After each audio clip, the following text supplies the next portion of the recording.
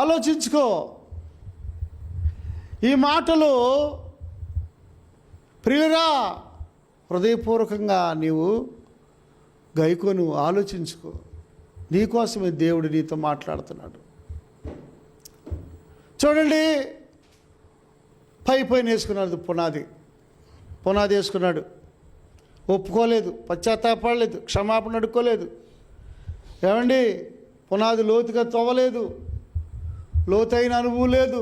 ఎక్కడ మొలకంచి అక్కడే ఉంది, ఎక్కడ మురికి అక్కడే ఉంది, ఎక్కడ గుంటలు అక్కడే ఉండి, ఎక్కడ మచ్చలు అక్కడే ఉండి, ఎక్కడ పుళ్ళు అక్కడే ఉండి, ఒత్తబడలేదు, పిండబడలేదు, ఏమండి సరిచేయబడలేదు, గాయాలు అట్లాగే ఉండే.